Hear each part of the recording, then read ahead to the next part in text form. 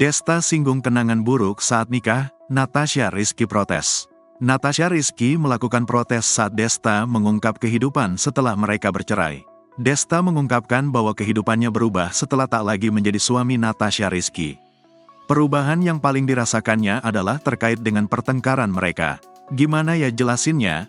Mungkin yang biasa kalau gue abis berangkat kerja, pulang berantem. Sekarang nggak terjadi lagi kan, ujar Desta.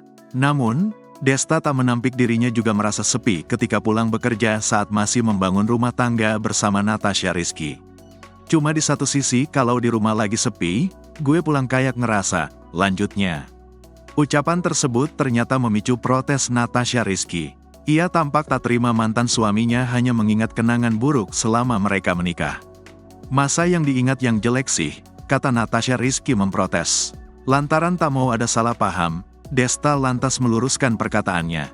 Bukan, maksudnya yang diingat selalu banyak yang indah-indah, terangnya.